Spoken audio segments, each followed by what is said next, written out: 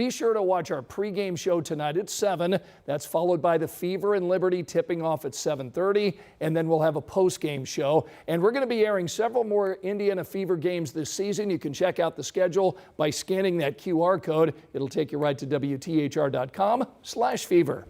So we've got the WNBA's biggest and brightest stars heading to Indianapolis for All-Star Weekend. This weekend, and the event is expected to attract tens of thousands of fans to Indianapolis. Brandon Schaff joins us live downtown tonight with a look at some of the potential impact of yet another major sporting events coming to Indy. Brandon. Yeah, good evening, Anne-Marie and Scott. We're right here at the intersection of Mass Avenue and North New Jersey Street. Tamika is right back here in the mural. Tamika Catchings, the Fever legend, and nearly 70,000 fans are expected for WNBA All-Star Weekend.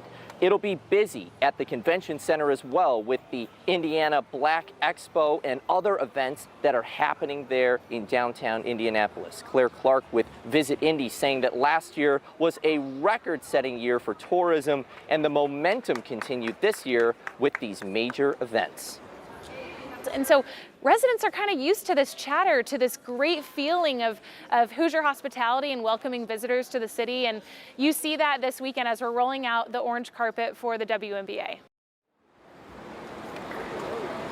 And Clark says that the downtown Indianapolis hotels are commanding a nightly rate that is 2 to 3 times more than what you would see on a typical weekend. Certainly speaking to that demand that we'll see for the All-Star Weekend coming up in just a few days. Back to you guys. So, Brandon, Caitlyn Clark not playing tonight. Her status for the All-Star game and the three-point contest uncertain right now. Did you talk to anybody today about Caitlyn's potential absence and how this may impact All-Star Weekend? Yes, I did, Scott, and I actually spoke with an IU Kelley School of Business professor about that exact topic, just in case she doesn't play this weekend and what that would mean for the weekend. Well, here's what he told me. He said, quote, "The number of people who would not come because of an absence of Caitlyn Clark would be very small. Most, if not all attendees, are from out of town, which means that they have already invested a lot in their trip. They come for an experience that is beyond one person, and that is the new staying power right now of women's basketball." A testament to Caitlyn Clark's star power, without a doubt. But for now, back to you, Scott and Anne-Marie. All right, Brandon, if you can just step out when you have that photographer, give us a great shot of that mural, because this is a signature legacy piece of Indianapolis hosting the game here. This is in the Mass Ave neighborhood. Nate Baranowski, who is an artist out of South Bend, won a global competition put on by the Arts Council with this design, and it's beautiful. I'm sure it'll be a really big photo op and something that will continue in our community long after the game this weekend. Angela?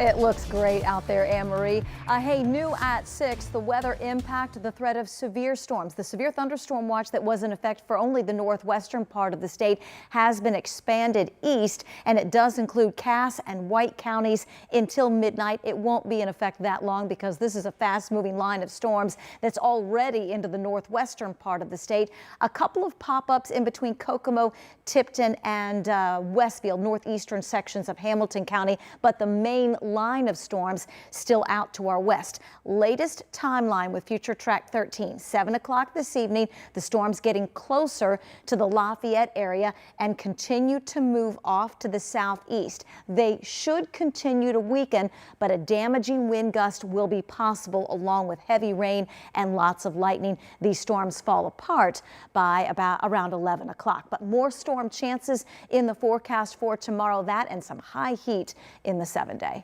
We'll see in a little bit, Angela. Thanks. Tonight at 6, Governor Mike Bronn has a stern message for city leaders here in Indianapolis. He's calling out the mayor of Indianapolis, Joe Hogsett, and also the Marion County prosecutor, Ryan Mears. The governor holding a press conference today, and he did so with Indiana State Police lined up behind him. Yeah, the governor said he thinks IMPD has done their job to try to curb violence here in our city, but he said elected leaders have not.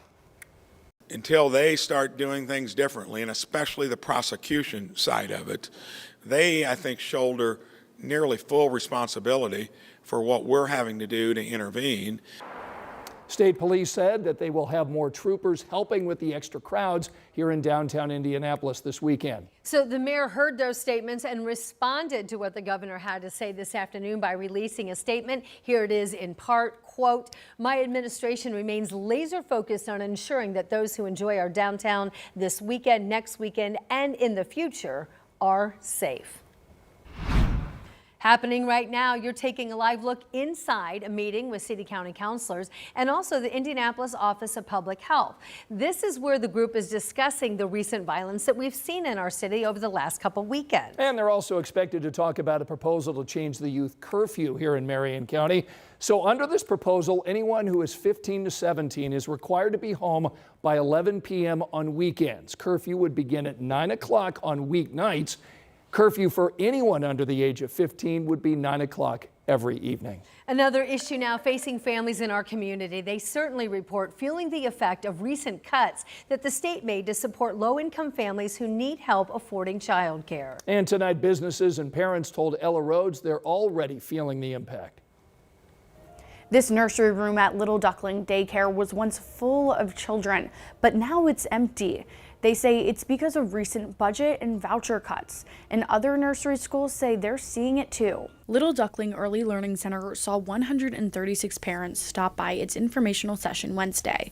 The center wants to provide parents in other preschools with support to navigate the recent changes. Little Duckling and another preschool, Little Angels, told us they've seen a significant drop in enrollment because parents can no longer afford childcare. Sierra Ellis Strayhorn is a mom of twin 4-year-olds and is worried about the vouchers for her children's future. You're a mom. You got to do it. It's our job. And it's sorry to say, but that's how they make it.